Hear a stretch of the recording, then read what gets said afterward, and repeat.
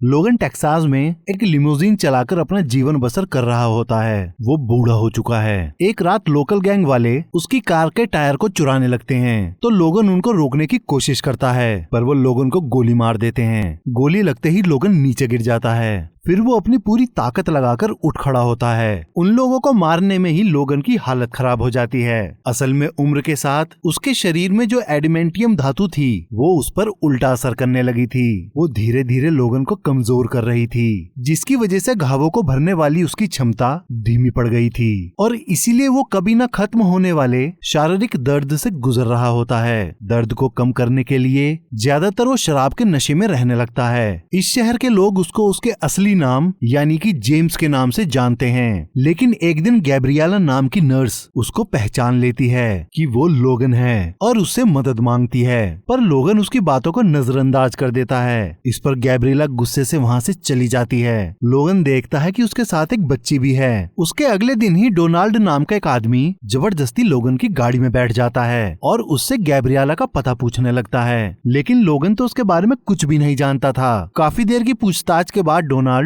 लोगन को धमकी देता है कि वो जानता है उसने बॉर्डर के दूसरी तरफ चार्ल्स जेवियर को छुपा रखा है। इतना सुनते ही लोगन उससे पूछता है, तुमको आखिर मुझसे क्या चाहिए? तो डोनाल्ड उसको अपना विजिटिंग कार्ड देकर वहाँ से चला जाता है। लोगन देखता है वो कार्ड अकेली ट्रांसिजन का है। उसको देखकर वो भड़क जाता है, क्योंकि यही कॉर्पोरेशन म्यूटेंट्स के डीएनए की मदद से म्यूटेंट्स बनाती थी, जिनको वो एक हथियार के रूप में इस्तेमाल कर सकें। खुद लोगन के शरीर में एडमेंटियम इसी कॉर्पोरेशन ने एक्सपेरिमेंट के थ्रू डाला था। लोगन बिना समय गवाए तुरंत बॉर्डर पार करके उस जगह पहुंच जाता है जहां उसने चार्ल्स को दुनिया से छुपा रखा था। उसी जगह लोगन के साथ कैलिबैन भी चार्ल्स की देखभाल में उसकी मदद करता था। कैलिबैन को हमने एक्समैन एपोकलिप्स में देखा था।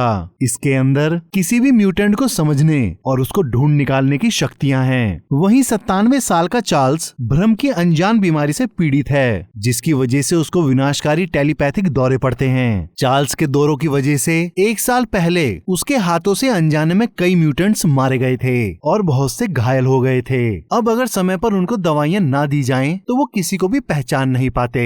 लोगन उनको जैसे ही इंजेक्शन लगाने वाला होता है, वो लोगन को पहचान नहीं पाते और उसके साथ हाथापाई करने लगते हैं, जिसकी वजह से चार्ल्स डर जाता है और उसको टेलीपैथिक दौरा शुरू हो जाता है। चार्ल्स के दिमाग से उठने वाली तरंगे आसपास की जगह को वाइब्रेट करने लगती हैं। उन तरंगों की वजह से लोगन और कैलिबैन सुन्न पड़ जाते हैं, साथ ही वो दोनों सांस भी नहीं ले पाते।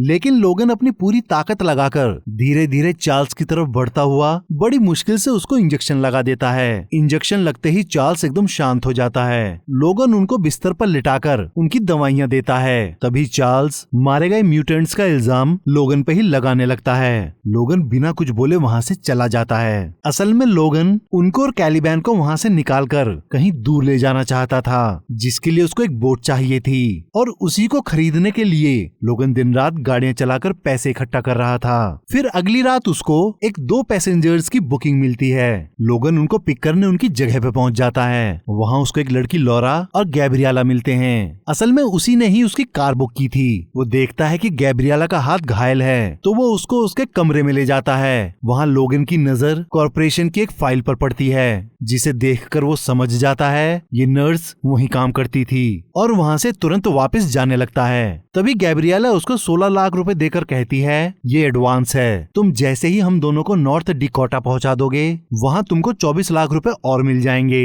अब क्योंकि लोगन को बोट खरीदनी थी और वो इतने पैसे में आराम से मिल जाती, इसलिए अब वो उनको ले जाने के लिए राजी हो जाता है। वो वापस चार्ल्स और कैलिबैन को आकर बताता है कि वो कुछ दिनों के लिए बाहर जा रहा है। फिर वो जैसे ही गैब्रिएला को लेने उसके कॉटेज पहुंचता है तो देखता है किसी ने उसको मार दिया है। लोगन उसका मोबाइल चेक करता है कि वो उसी को जल्दी बुलाने के लिए मैसेज लिख रही थी, पर उसे भेज नहीं पाई। लोगन उसका मोबाइल लेकर वापस आ जाता है। कैलिबैन उसकी कार की डिग्गी में से गैब्रिएला की बेटी लॉरा का बैग निकालकर उससे पूछता है, ये किसका है? इससे पहले लोगन उससे कुछ कह पाता, तभी डोनाल्ड वहाँ आकर लोगन से लॉरा के बारे में पूछने लगता है। उन दोनों की बात पूरी होने से पहले ही लॉरा लोहे का पाइप मारकर डोनाल्ड को बेहोश कर देती है। तभी चार्ल्स बाहर आकर लॉरा को अपने साथ अंदर ले जाता है। इतने में लोगन कैलिबैन से डोनाल्ड को ठिकाने लगाने को कहकर कर उसको एक गन देकर अंदर आ जाता है और लोरा के बैग को चेक करने के लिए उससे वो छीनने लगता है, पर वो उससे बैग नहीं ले पाता।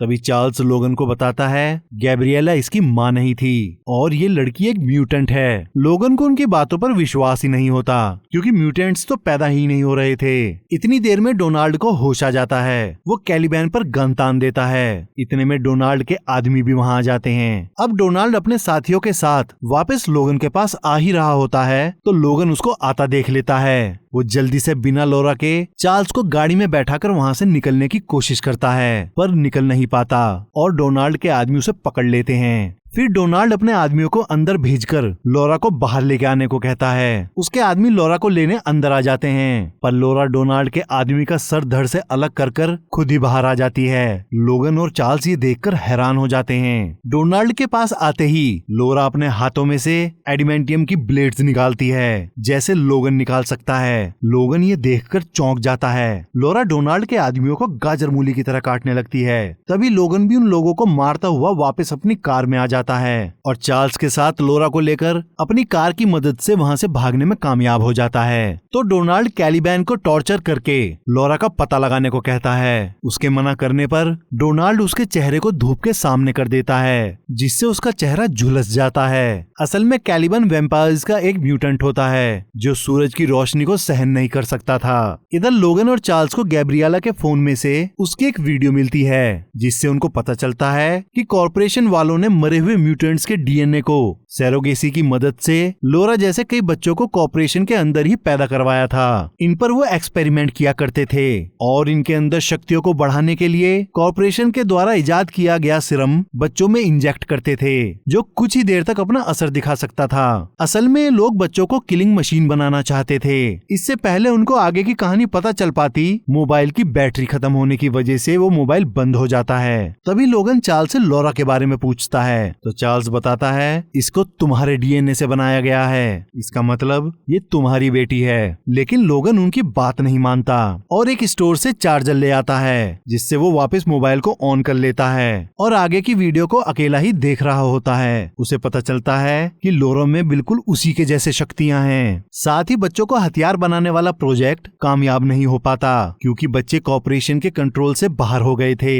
इसीलिए उन लोगों ने एक एक करके बच्चों को मारना शुरू कर दिया था। साथ ही उन्होंने एक गुप्त हथियार बनाया। उस शरीर के अंदर कोई आत्मा ही नहीं है। मैंने और मेरे साथियों ने ज्यादा से ज्यादा बच्चों को बचाने की कोशिश करी और म्यूटेंट्स के लिए खास जगह का पता लगाया जहां बच्चे आराम से रह सकते हैं। वो पहाड़ों के बीच में ईडन नाम की जगह है। गैब्रिएला आगे बताती है कि लोरा मेरी बेटी नहीं बल्कि आपकी बेटी है, इसलिए आप इसको ईडन ले जाइए जिससे ये अपनी जिंदगी जी सके। और इतना कहकर वो अपनी वीडियो बंद कर देती है। उसके बाद लोगन कुछ देर आराम करने के लिए एक होटल का रूम लेता है। लोगन वहाँ लोरा की फाइल पढ़ता है जिसमें साफ लिखा था कि लोरा के अंदर का डीएनए उसी का है। साथ ही उसको लोरा के बैग में से एक एक्समैन की कॉमिक्स मिलती है। उसके बाद वो अपनी कार डैमेज होने के कारण उसको बेच देता है। फिर लोगन तुरंत एक सेकंड हैंड कार को तैयार करवाने के लिए पैसे देता है और टाइम पास करने के लिए एक पब में बैठकर एक्समैन की कॉमिक्स पढ़ने लगता है। तभी उसको कॉमिक्स के एंड पेज पर उसी जगह की लोकेशन और ईडन नाम लिखा मिलता है जहां गैब्रिएला उसको जाने को कह रही थी। ये चीज देखकर उसका दिमाग हिल जाता है। वो तुरंत कार को लेकर जैसे ही होटल आता है वो देखता है कि डोनाल्ड और उसके आदमी वहाँ आ चुके हैं और ठीक उसी समय चार्ल्स को दौरा पड़ जाता है, जिसकी वजह से सारे लोग सुन्न पड़ जाते हैं और अपनी जगहों से हिल नहीं पाते।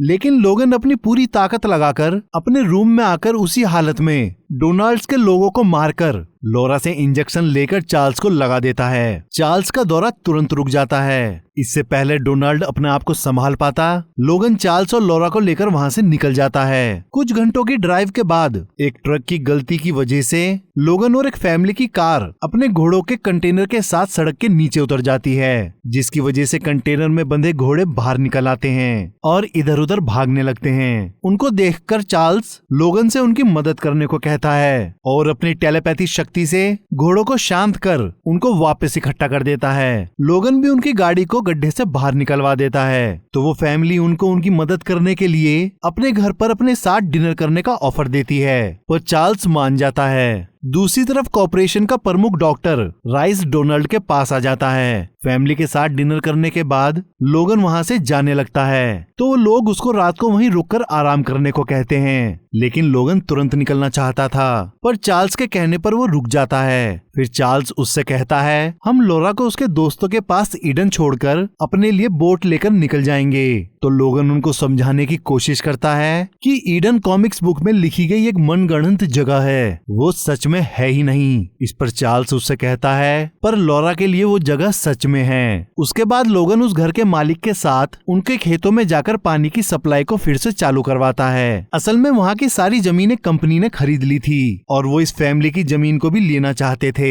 लेकिन इन लोगों ने जमीन दी ही नहीं। इसलिए आए दिन कंपनी के लोग इनको तंग करा करते थे। सप्लाई चालू करते ही कंपनी के लोग वहाँ आकर उसको धमकाने लगते हैं, लेकिन लोगन एक आदमी की बंदूक छीनकर उसकी नाक तोड़ देता है और बंदूक के 2 टुकड़े कर देता है। ऐसा करने से कंपनी के लोग डरकर वहाँ से चले जाते हैं। दूसरी तरफ कॉर्पोरेशन का बनाया गया नया हथियार, जो लोगन का ही प्रोटोटाइप होता है, चार्ल्स को मार देता है और लोरा को बांधकर ले जाने लगता है। लोरा को बचाने के चक्कर में उस फैमिली का बेटा, उसकी माँ और उसका पिता, जो लोगन के साथ तब तक वापस आ गया था, मारे जाते हैं। उनकी आवाजें सुनकर लोगन भागकर घर के अंदर आता है और अपने जैसे लेकिन दिखने में जवान आदमी को देखकर हक्का बक्का रह जाता है। वो लोगन के सामने लोरा को ले जाने लगता है, पर लोगन उसको छोड़कर चार्ल्स को देखने के लिए ऊपर कमरे में चला जाता है। प्रोटोटाइप के बाहर आते ही कंपनी का आदमी अपने साथ और आदमियों को वहां ले आता है। वो प्रोटोटाइप से अपनी तरफ होने की बात कर ही रहे होते हैं, तभी प्रोटोटाइप उन पर ही हमला कर उन्हें मारने लगता है। इतने में लोगन घायल चार्ल्स को लेकर अपनी गाड़ी में लिटाकर जल्दी से वहां से जाने लगता है, पर चार्ल्स उसको कुछ कहता हुआ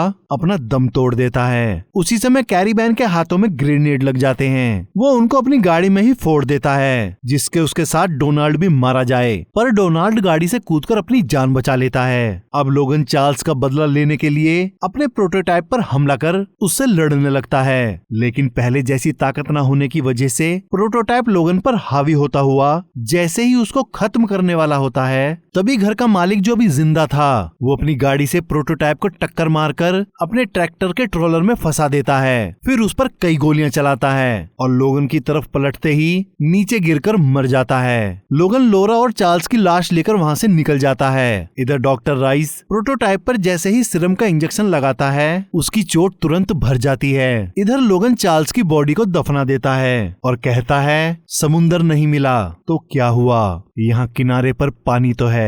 इतना कहते ही चार्ल्स के गम में उसकी आंखों में आंसू आ जाते हैं। लोगन को चार्ल्स के मरने का बहुत दुख था। वो उसको अपने पिता के जैसे ही देखता था। उसको दुखी देख लोरा उसका हाथ पकड़ लेती है, लेकिन लोगन उसका हाथ झटक के गाड़ी में बैठकर उसको स्टार्ट करने की कोशिश करने लगता है, पर जब वो स्टार्ट नहीं होती तो गाड़ी को तोड़ता हुआ वहीं सड़क पर बेहोश होकर गिर जाता है। और जब उसको होश आता है तो वो अपने आप को एक डॉक्टर के पास पाता है, जो उसकी मरहम पट्टी कर रहा था। वो लोगन को हॉस्पिटल जाकर इलाज करवाने की सलाह देता है, लेकिन लोगन लोरा को लेकर उसके क्लिनिक से बाहर आ जाता है। असल में लोरा ने किसी की गाड़ी चुराकर खुद ड्राइव करके उसको डॉक्टर के पास ले आई थी। फिर गाड़ी में बैठकर लोरा उससे ईडन ले चलने को कहती है। उसको बोलता देख लोगन हैरान हो जाता है, क्योंकि वो शुरू से उसको गूंगी समझ रहा था। उसके बाद वो लोरा को बहुत समझाने की कोशिश करता है कि नॉर्थ डिकोटा में ईडन नाम की कोई जगह है ही नहीं, वो सिर्फ एक कॉमिक्स की उपज है। लेकिन जब लोरा उसकी बात नहीं मानती तो वो मजबूरी में उसको नॉर्थ डिकोटा ले जाने के लिए निकल पड़ता है। इधर डोनाल्ड को भी पता चल जाता है कि वो लोग नॉर्थ डिकोटा जा रहे हैं, क्योंकि उसको लोरा के बैग में से रखी बच्चों की तस्वीर के पीछे उसी जगह की लोकेशन मिल जाती है। इधर लोरा लोगन को बताती है कि चार्ल्स ने उसको बताया था कि आप मर रहे हैं क्योंकि आप ऐसा ही चाहते हैं। इस पर लोगन उससे बेहोश होता होता पूछता है, और क्या कहा उन्होंने? तो लोरा बताती है कि मैं आपको मरने न दूं। उसके इतना कहते ही लोगन बेहोश हो जाता है। अब लोरा खुद ड्राइव करती हुई अपनी मंजिल पर पहुंच जाती है और वहां मौजूद सभी बच्चे लोगन को पुली की मदद से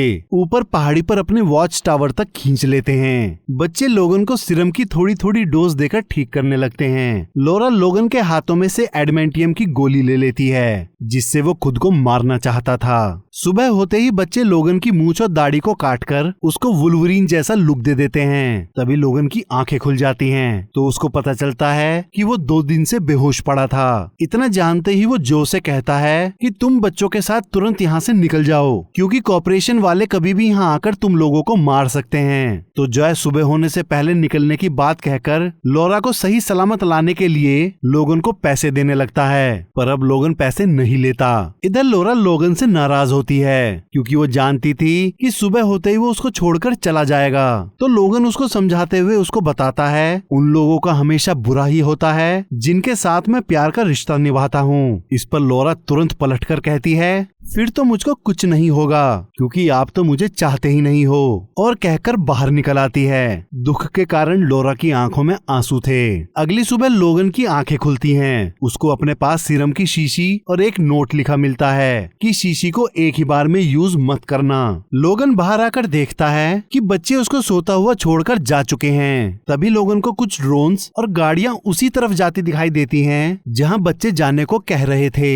लोगन तुरंत इंजेक्शन और सीरम की शीशी उठाकर बच्चों को बचाने के लिए उनके पीछे दौड़ पड़ता है। इतने में कॉर्पोरेशन के लोग बच्चों तक पहुंच जाते हैं और उनको पकड़ने लगते हैं। लोगन दौड़ता दौड़ता थक जाता है और हांफने लगता है, तो वो सीरम की पूरी डोज को अपने अंदर इंजेक्ट कर लेता है। बच्चे खुद को बचाने के लिए अपनी शक्तियों का इस्तेमाल करते हैं, लेकिन कॉर्पोरेशन वाले फिर भी एक एक कर उनको काबू करने लगते हैं। उसी समय लोगन वहां पहुंचकर उन लोगों पर हमला कर देता है। सीरम की वजह से वो पहले की तरह ताकतवर हो गया था, साथ ही उसके घाव भी जल्दी भरने लगते हैं। फिर लॉरा भी उसके साथ मिलकर लोगों को मारने लगती है, पर कुछ ही देर बाद दवाई का असर खत्म होने लगता है और लोगन फिर से कमजोरी महसूस करने लगता है। इतने में डॉक्टर और डोनाल्ड भी उसके सामने आ जाते हैं। डॉक्टर उसको बताता है कि वो स्ट्राइकर का बेटा है, जिसने तुम्हारे शरीर में एडिमेंटियम डाला था, लेकिन तुमने उनको मार दिया। उसके बाद ही मैंने म्यूटेंट्स को पोलियो की तरह साफ कर दिया और उनके बच्चा पैदा करने वाली क्षमता को भी खत्म कर दिया था। वो आगे बताता है फिर उसने इन बच्चों को बनाया जो उसके इशारे पर घातक हथियार के रूप में काम कर सकें, लेकिन ये एक्सपेरिमेंट कामयाब नहीं हुआ, इसलिए अब हम इन्हें मार रहे हैं। तभी लोगन डॉक्टर को गोली मारकर मार देता है और दूसरी गोली मारकर डोनाल्ड को घायल कर देता है। तभी डोनाल्ड लोगन के प्रोटोटाइप को उसके ऊपर छोड़ देता है। वो लोगन को बहुत मारता है, तो लॉरा लोगन को बचाने के लिए प्रोटोटाइप पर हमला कर देती है। इतने में बाकी बच्चे डोनाल्ड को अपनी शक्तियों से मार डालते हैं। फिर मौका मिलते ही लोगन बच्चों को वहाँ से निकलने को कहता है, पर प्रोटोटाइप लोगन के कंधे में अपनी ब्लेड घुसाकर उसको घसीटता हुआ टूटे हुए पेड़ के तने पर दे मारता है। इससे लकड़ी का एक हिस्सा लोगन के सीने के आर पार हो जाता है। अब वो लोगन को मारने के लिए आखिरी बार वार ही करने वाला होता है। तभी लॉरा लोगन की एडिमेंटियम वाली गोली से प्रोटोटाइप के भेजे को ही उड़ा देती है। वो तुरंत मर जाता है। लोगन की मरने जैसी हालत देखकर लॉरा रोने लगती है, तो लोगन उससे कहता है उन लोगों ने जैसा तुमको बनाया है वैसा बिल्कुल भी मत बनना। वो आगे बताता है अब मैंने जाना